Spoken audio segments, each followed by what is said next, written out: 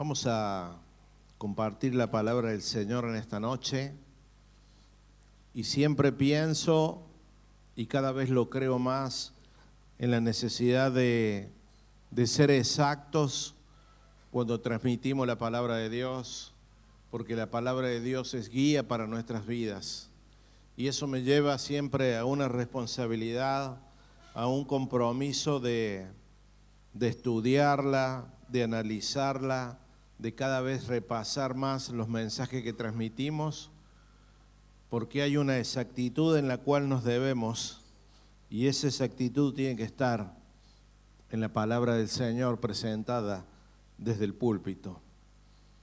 Así que oremos al Señor, acompáñenme, oremos al Señor para que sea su Espíritu Santo ministrándonos y que esta palabra pueda producir en cada uno de nosotros un fruto de justicia para el Señor.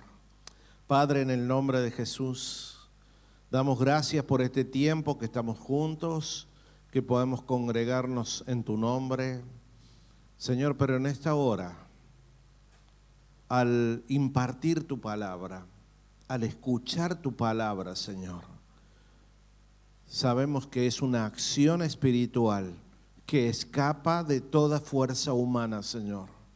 Por eso oramos a ti, Señor, para que sea tu Espíritu Santo ministrándonos, para que sea tu Espíritu Santo produciendo la obra en nuestro interior y esa palabra penetre hasta lo más profundo de nuestro ser, derribando, cortando, para llegar a ese punto donde separamos las emociones del Espíritu y que podamos realmente ser edificados espiritualmente, Señor.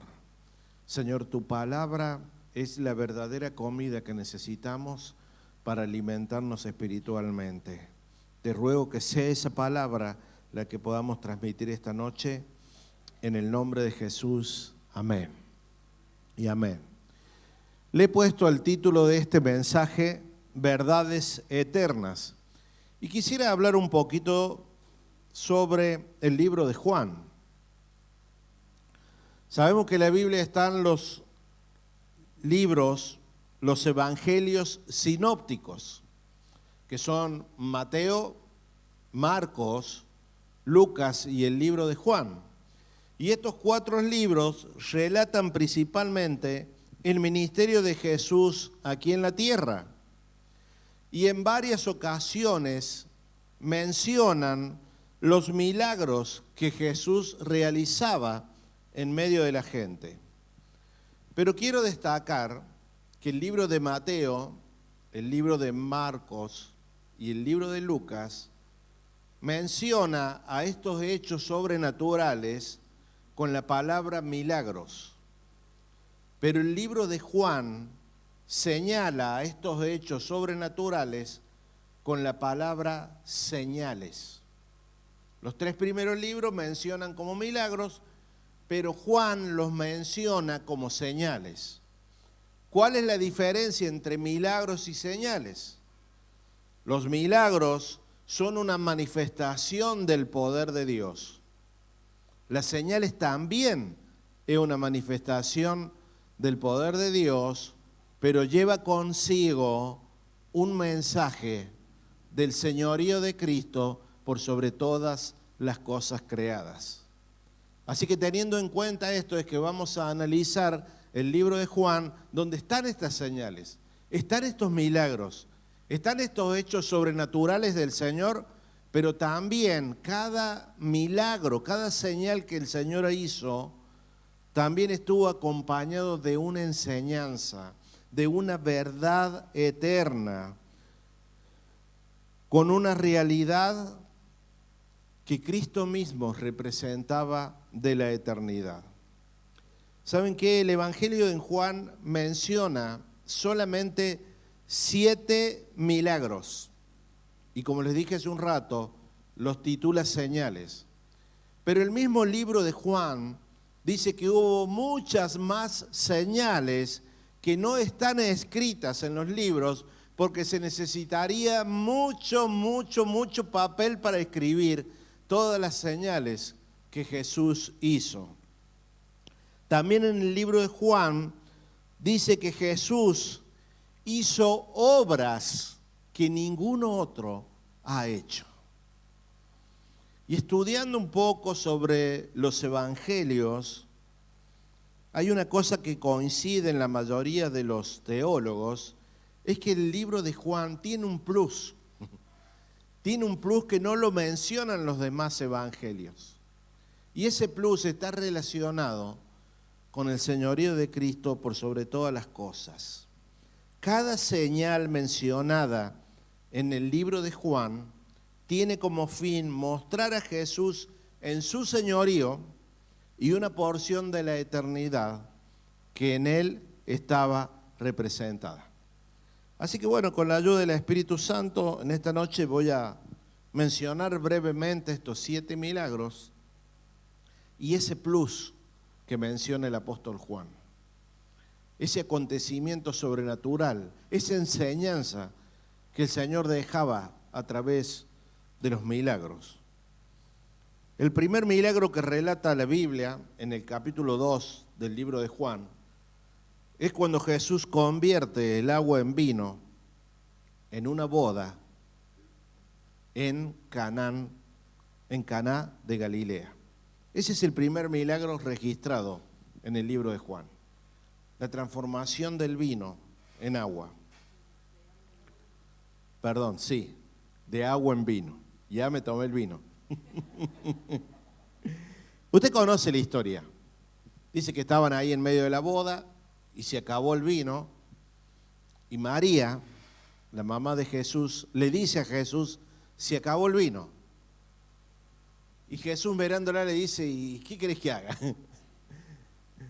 Mujer, ¿qué tienes conmigo?, le respondió Jesús. Todavía no es mi tiempo. Pero sigue relatando la Biblia que María le dijo a todos los ayudantes que había ahí, hagan lo que Él dice. Hagan lo que Él dice. Dice que el Señor mandó recoger agua en tinajas. Estudiando y profundizando un poquito más en este milagro, dice que se recogió aproximadamente 600 litros de agua. Cada tinaja contenía aproximadamente 100 litros. Así que cuando el Señor hace ese milagro, disponían de 600 litros del mejor vino, corroborado por el maestro de sala, ¿no? Por el jefe de los mozos, diríamos hoy en el tiempo actual. 600 litros. Un poco estudiando la historia de lo que pasaba ahí, el hecho de que se acabara el vino en una fiesta para la costumbre judía era ello medio trágico, porque el libro de Proverbios dice que el vino es señal de gozo, de alegría. Así que prácticamente se acababa el vino, se acababa la fiesta. Pero ellos celebraban 7 días una boda. Y por lo general en ese tiempo, estas eran en pequeñas comunidades y todas las comunidades participaban de esta celebración. A la mitad de esa celebración se acabó el vino. Y usted tenga en cuenta que no es como ahora que podían salir a la esquina o llamar a un delivery para que le traigan más vino. El vino en ese tiempo se hacía manualmente, podríamos decir. Entonces llevaba mucho tiempo. Pero Jesús convirtió así, en un segundo, en un instante, 600 litros de agua, lo convirtió en el mejor vino de todos los tiempos. El Señor sigue haciendo esos milagros hoy en día. Las uvas siguen produciendo vino, pero lleva mucho más tiempo. Estuve estudiando algo acerca de esto. ¿Saben que algunas plantas demoran hasta 4 años para producir el mosto necesario para el vino?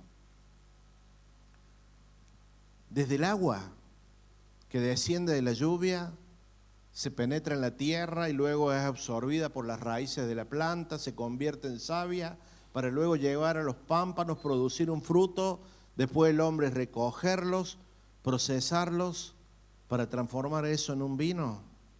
A veces lleva entre 4 y 5 años. Jesús lo hizo en un segundo. ¿Cuál es la enseñanza que el Señor nos está transmitiendo? Que Él es el Señor de los tiempos. Sus tiempos son perfectos. Él no está limitado en los tiempos. Él es Dios. Él es todopoderoso. El mensaje es: yo soy el Señor de los tiempos.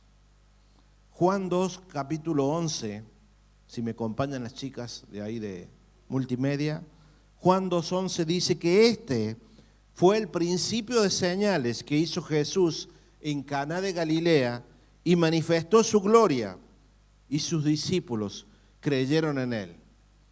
Y yo le agregaría que la gente empezó a creer en él.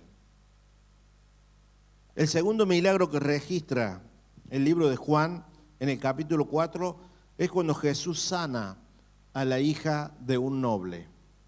Cuando Jesús sana a la hija de un oficial del rey. Esto está en el capítulo 4 de Juan. El plus de este milagro que destaca Juan, que este milagro sucedió y se hizo a 35 kilómetros de distancia de donde Jesús estaba. Este milagro no nos está diciendo que para Jesús no hay distancias que lo limiten. Los demás milagros que Jesús realizó y están mencionados en los demás evangelios eran personas que estaban cerca de él. Pero el plus de este milagro que cuenta Juan se realizó a 35 kilómetros de distancia. El tercer milagro que relata este libro está en el capítulo 5 y es la curación del paralítico en el estanque de Betesda. En este milagro también se resalta la cantidad de tiempo que estaba esta persona enferma. Dice que hacía 38 años que estaba enferma. En los demás evangelios, el mayor tiempo que una persona estuvo enferma fue la mujer que estaba encorvada. 18 años encorvada. Y Jesús la sana. Pero el hecho que quiere destacar Juan en este milagro no es tan solo el tiempo que llevaba enfermo, sino que menciona algo muy importante que el Señor hace con este hombre. ¿Recuerdan la historia? Jesús llega, estaba este hombre postrado ahí a la orilla del estanque, esperando por un milagro. Pero era imposible para él alcanzar a eso, por su condición, paralítico. Siempre que descendía el ángel para sanarlo, alguien le ganaba de mano, todo el mundo le iba a ganar de mano, si él no podía moverse. Pero dice que Jesús se acercó a él y lo primero que hizo fue preguntarle: ¿quieres ser sano? Y él dijo: sí, pero tengo este impedimento, no llego ahí. Inmediatamente Jesús le dijo: levántate, toma tu lecho y vete. Y no peques más, para que no te venga otra cosa peor. Ni siquiera fue necesario que se introduzca en ese estanque. Jesús lo sanó instantáneamente. Pero ¿qué pasó después? Relata la Biblia. Iba el ex paralítico caminando con el lecho en la mano y se encuentra con los judíos, los fariseos, en el día de reposo cargando su lecho. Le dice: hermano, ¿qué estás haciendo? ¿No estás respetando la ley? No sé, dice él, el hombre que había sido sano. El que me sanó me dijo: toma tu lecho y anda. Y eso estoy haciendo. ¿Y quién te dijo eso? No sé, un tal Jesús. Y ahí comenzó un principio de murmuración y de acusaciones. No podían ver el milagro de haber visto sano a una persona postrada 38 años. A ellos lo único que le importaba es que no estaba cumpliendo con la ley. Y porque Jesús lo había sanado en el día de reposo.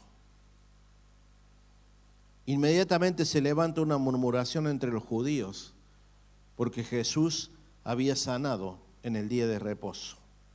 Acompáñenme en el libro de Juan, capítulo 5, Vamos a leer del verso 16 al verso 18. Dice que por esta causa los judíos perseguían a Jesús y procuraban matarle, porque hacía estas cosas en el día de reposo. Mire las cosas malas que hacía Jesús. Sanaba a los enfermos en el día de reposo. Verso 17, y Jesús le respondió, mi Padre hasta ahora trabaja y yo trabajo. Verso 18, por esto los judíos aún más procuraban matarle, porque no solo quebrantaba el día de reposo, sino que también decía que Dios era su propio Padre, haciéndose igual a Dios. El objetivo de esta sanidad no era tan solo sanar a una persona. Había muchos enfermos ahí en el estanque. Jesús sanó a uno solo. El objetivo era mostrar que Él era Dios, que Dios trabaja aún en el día de reposo, que para Dios no hay nada imposible, como lo dice en el libro de Lucas, y lo dice también en el libro de Marcos. Para Dios no hay imposibles. Jesús es Señor aún en el día de reposo. Esto es lo que Jesús quería transmitir. Quizás provocó todo esto, provocó esa sanidad en el día de reposo, pero Él quería darse a conocer como el Señor aún en el día de reposo. Por causa de esto, dice el libro de Juan, procuraban matarle. El cuarto milagro es la multiplicación de los panes y los peces. En el capítulo 6 de Juan está aquí. Una gran multitud le seguían a Jesús. Dice que ya se había hecho tarde. Y los discípulos decían, Señor, despídelos para que vayan a sus casas y sus aldeas y se alimenten. Pero Jesús le dijo, denles ustedes de comer. Y usted sabe el resto de la historia. Con 5 panes y 2 peces. O 2 peces y 5 panes, ¿cómo era? 5 panes y 2 peces. Le dieron de comer a una multitud, aproximadamente 20.000 personas, porque se contaban los hombres solamente, pero había niños, había mujeres. A causa de esto se revolucionó todo ahí. Dice que los seguían a Jesús por todos lados. Inclusive Jesús tenía que esconderse de ellos. Cruzó un mar, se estableció del otro lado, hasta allá lo persiguieron. Pero Jesús pudo ver la intención en sus corazones. Ustedes me siguen, dice, porque ayer los alimenté. No me siguen de corazón.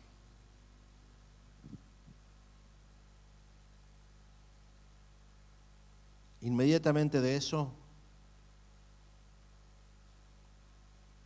el Señor se presenta como el pan de vida para ellos.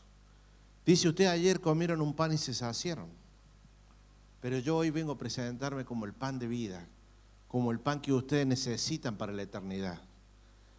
Vengo a presentarme como la verdadera comida y la verdadera bebida que ustedes necesitan para seguir adelante. Jesús hizo el milagro. Satisfació de alguna forma esa necesidad natural que ellos tenían del hambre. Pero no se quedó con eso. Le presentó la verdad eterna, que es donde Él dice, yo soy el pan de vida. Su objetivo no era solamente saciar algo temporal, sino también presentarse como ese pan del cielo, que había descendido del cielo y de cuál teníamos que comer.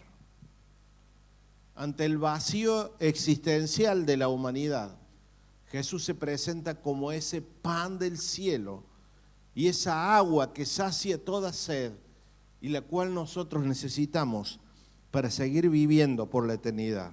Por eso cuando presentamos la cena del Señor, la presentamos de esta forma. Comemos Cristo y bebemos Cristo porque en Él está la vida eterna. ¿Me está entendiendo, iglesia? No nos tenemos que quedar tan solo con los milagros. Hay un mensaje atrás de esos milagros y esos mensajes están relacionados con una porción de la eternidad, con lo que usted y yo vamos a necesitar cuando el Señor nos llame a su presencia o cuando el Señor venga a buscar su iglesia. Los panes y los peces no nos van a servir en ese tiempo, pero sí nos van a servir el hecho de haber creído y haber consumido el pan de vida que era Jesús nuestro Señor. ¿Me están entendiendo? El mejor milagro que usted y yo hemos recibido es haber sido incluidos entre los escogidos y tener vida eterna. Amén. El quinto milagro que menciona acá el libro de Juan es el milagro donde Jesús camina sobre las aguas. Eso está en el capítulo 6 de Juan. Dice que los discípulos salieron en la barca y de pronto cuando se habían alejado, dice, a 25 yardas de la orilla, comenzó un viento que sacudía la barca. Y ahí apareció Jesús caminando por sobre las aguas. Y ellos se asustaron, pensaron que era un fantasma, dice el relato. Pero la Biblia dice que el Señor le dijo, no teman, yo soy. Y dice que cuando el Señor puso sus pies sobre la barca, la tormenta cesó. Y la barca se dirigió al lugar exacto donde ellos necesitaban llegar. Hermanos, el Señor es amo también por sobre la naturaleza. La tormenta cesó, obedeció, porque Él es Señor de los tiempos, pero también Señor por sobre todo lo creado. El sexto milagro que menciona el libro de Juan es la curación del ciego de nacimiento. Esto está en el capítulo 9 de Juan. Se agrega esta particularidad, ciego de nacimiento. Jesús sanó a otros ciegos, relatado en los otros libros, pero ninguno era ciego de nacimiento como este. Nuevamente se presenta una disputa entre los judíos. Primero que nada porque no creyeron que Jesús había sanado a un hombre que era ciego de nacimiento. Y segundo porque otra vez Jesús lo hace en un día de reposo. Cuenta la Biblia que estos judíos fueron hasta los padres del ex ciego a preguntarle si verdaderamente era ciego de nacimiento. Los padres le dijeron, ¿edad tiene? Pregúntele a él. Yo no sé quién me sanó, dice el ciego. Yo lo que sé que antes no veía y ahora veo. Pero otra vez esa persecución porque Jesús lo había sanado en el día de reposo. Pero también ahí hay una conversación entre los discípulos del Señor. Juan 9, verso 5. Y el Señor le dice esto, presten atención. Dice, entre tanto que estoy en el mundo, luz soy del mundo. Una persona que está ciega ve solamente oscuridad. El Señor no solamente se presentaba para darle una sanidad temporal, de devolverle la vista a este ciego, sino que se presentaba como esa luz que necesitamos por la eternidad para poder ver la realidad de la vida. Cuando Él le devuelve la vista al ciego de nacimiento, Jesús dice, yo soy la luz del mundo, y quien lo acepta no tendrá tinieblas nunca más. La luz verdadera, la luz de la vida, yo soy la luz del mundo, dice Jesús, y el que a mí viene no vivirá en tinieblas, sino que tendrá la luz de la vida. En Juan capítulo 1, verso 4 dice que en Él está la vida y la vida era la luz de los hombres. La verdad eterna que presenta Jesús en este milagro es que Él es la luz en medio de las tinieblas. Y aún tristemente, dice la Biblia, que muchos hombres aman más las tinieblas que la luz. El milagro era necesario, fue bueno. Le dio la vista a un hombre que no había visto nunca en su vida. Pero mejor era lo que Él le estaba presentando. Yo soy la luz del mundo. El que en mí camine, no habrá más tinieblas. Porque aún podemos tener vista sana, no como la mía que uso lentes, pero estar en tinieblas, no poder ver la luz. El último y séptimo milagro que registra el libro de Juan es la resurrección de Lázaro. Y para mí es el más trascendente y el más necesario para usted y para mí en este tiempo. ¿Recuerdan la historia? Las demandas, los reproches de la hermana de Lázaro, porque dice que cuando Jesús se enteró que estaba enfermo, se tomó unos 2 o 3 días más para ir recién. Y las hermanas le decían: Señor, si hubieras estado aquí, mi hermano no habría muerto. El muerto llevaba ya 4 días enterradas. Los demás personas que el Señor resucitó y están relatados en el libro de Mateos, de Marcos y de Lucas, eran muertes recientes. La particularidad de este milagro, que ya hacía 4 días que estaba muerto. Pero el Señor no solamente lo resucita a Lázaro, sino que presenta una verdad eterna, la cual le incumbe a usted y a mí más que nunca en estos tiempos. Juan 11:25. Y dijo Jesús: yo soy la resurrección y la vida. El que cree en mí, aunque esté muerto, vivirá. Y todo aquel que vive y cree en mí, no morirá eternamente. ¿Crees esto? Dijo el Señor. ¿Lo crees, hermano? ¿Crees que Él es la resurrección y la vida? ¿Crees que aunque estés muerto vas a vivir porque Él es la vida? Por eso me entristece que todavía hay gente que no entienda esto.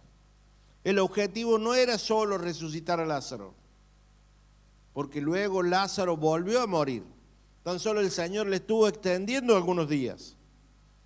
Lo sorprendente del milagro era para Cristo revelarse como la resurrección y la vida eterna. Yo soy, dijo el Señor, la resurrección y la vida. Hoy tristemente veo muchas veces y me topo con personas dentro de las congregaciones que aún le tienen miedo a la muerte, que no han entendido que la muerte es parte de la vida, que no han entendido que se nos ha dado una eternidad. Y cuando el Señor lo disponga, si estamos en Cristo, cuando Él lo disponga, nos llevará a su presencia. No tenemos por qué temer, si es que hemos creído que Él es la resurrección y Él es la vida. Amén. Jesús dijo: yo soy el camino, la verdad y la vida. Nadie viene al Padre sino por mí. Y en Juan 10:10 dice: yo he venido para que tengan vida y vida en abundancia. Este fue el milagro por el cual los judíos que pertenecían a las autoridades eclesiásticas dijeron: hasta acá llegaste, Jesús, y lo mandaron a buscar para encarcelarlo. Un milagro que rompió esquemas. 4 días, una persona muerta. ¿Fue bueno? Claro que fue bueno. ¿Fue necesario? Claro que fue necesario. Pero el Señor tenía en mente algo más que usted y yo debemos entender en este día: que Él es la vida eterna, que Él es la resurrección, que nada tenemos que temerle en este tiempo, porque Él está al control de todo. Amén, iglesia. Amén. Invito a los músicos que pasen. Cada uno de estos hechos sobrenaturales demostraban el poder y el señorío de Jesucristo por sobre todas las cosas creadas. La idea de la señal es que no nos quedemos con el milagro solamente, iglesia. Los milagros son buenos, son necesarios, pero no nos quedemos con eso. ¿Qué pasó que hay tanto movimiento? ¿Qué pasó que no me enteré de algo? No, lo fueron a buscar los músicos allá que estaban. La idea de la señal es que no nos quedemos solamente con el milagro, sino que también podamos ver el mensaje de eternidad a través de estos hechos sobrenaturales. Todas las señales que menciona el libro de Juan no eran tan solamente para ayudar a la gente, sino también para revelarnos la persona de Cristo, su deidad, su señorío por sobre la naturaleza y por encima de la muerte. Hermanos, el propósito de este mensaje es que podamos ver más allá de los milagros. Yo sé que por muchos años los púlpitos se han enfocado tan solo en los milagros. Se han enfocado en buscar esos milagros. Y lo cual, vuelvo a repetir, son buenos y son señales necesarias para que la gente incrédula crea en Dios.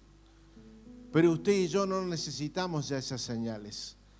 Usted y yo necesitamos afirmarnos en aquello que es eterno, en aquello que no es temporal y en aquello que va a persistir en nuestras vidas por la eternidad. No nos olvidemos que los milagros son solamente temporales. Tienen un tiempo en que caducan. Pero la persona del Señor Jesucristo es eterna y Él vive dentro nuestro. El mayor milagro registrado en las Escrituras es la resurrección de nuestro Señor, que es la base de nuestra fe. A partir de este hecho sobrenatural es que usted y yo nos hemos enfocado solamente en Él. Dice el libro de Hebreos, puesto los ojos en Jesús, el autor y consumador de la fe. Puesto los ojos en Jesús, el pan de vida. Puesto los ojos en Jesús, a aquel que es la resurrección y la vida. Puesto los ojos en Jesús, aquel que es el único que puede saciar toda nuestra sed en este tiempo y en el tiempo venidero. Por eso, más allá de la temporalidad que estemos viviendo, de este tiempo, cada vez que leemos las Escrituras, tenemos que pedirle al Espíritu Santo que nos revele el espíritu de la palabra, que nos revele qué es lo que nos está diciendo cada palabra escrita por el Señor aquí en la Biblia. Como lo he dicho muchas veces en esta noche, cada señal mencionada en el libro de Juan tiene un fin: mostrar a Jesús en su señorío y una porción de la eternidad que en Él estaba representada. Yo lo invito a ponerse de pie en esta noche y necesito que me preste toda su atención en estos últimos segundos que quedan, y pido al Espíritu Santo que me ayude a transmitir esta parte del mensaje. Cada señal que menciona el libro de Juan nos habla también de una característica de la persona de Cristo, que es lo que nosotros necesitamos entender en este día, para que cada día que vivamos sea un milagro en nosotros, un milagro de entendimiento, un milagro de velos caídos, para poder entender cada día más el mensaje del Evangelio, nuestra función aquí en la tierra y la eternidad donde hemos sido introducidos. Necesitamos conocer y entender estas verdades eternas. Necesitamos saber y conocer que Cristo es Señor y no está atado a ninguna temporalidad. Los tiempos del Señor son perfectos. Si lo digo una y otra vez, aquellos que están esperando algo en el Señor, los tiempos del Señor son perfectos. Necesitamos saber que a Cristo no hay distancia que lo limiten. Usted y yo podemos orar por personas al otro lado del planeta, y el Señor en su soberana voluntad responderá o acudirá. No hay limitaciones para Él. Necesitamos saber que Él es todopoderoso y nada imposible para Él. Tenemos que saber que Él es el pan de vida y el agua que sacia nuestra sed. En Él es donde nos nutrimos desde nuestro ser interior. Él es la verdadera comida y la verdadera bebida que necesitamos para crecer cada día. Tenemos que saber que Cristo es la luz en el mundo, y el que está en Él no tendrá tinieblas, aún en el día más oscuro que nos toque vivir. Él es la luz en nuestras vidas. Tenemos que saber que Cristo venció la muerte y el que cree en Él tiene vida eterna. Él es la vida en medio de la muerte y Él vino a darnos una vida y vida abundante. Necesitamos, usted y yo, conocer cada día más la persona de Jesús, su deidad, sus atributos, porque ¿saben qué? Él vino a introducirnos en la eternidad. Él vino a predicar el Evangelio, Él vino a manifestar el reino, pero también vino a darnos vida eterna y que podamos cada uno de nosotros tener esperanza, que habrá un día sin dolor, habrá un día sin necesidad de luz, dice, porque Él nos alumbrará. Habrá un día donde Él se manifestará por completo.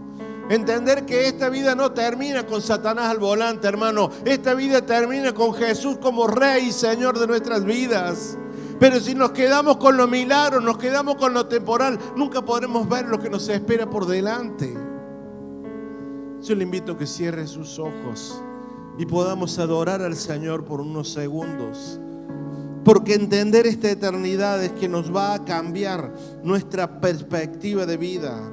Podemos ver la vida no solamente en lo temporal, sino poder ver esa eternidad que Dios ha puesto en el corazón del hombre, sin que ellos todavía puedan entenderlo, dice la palabra.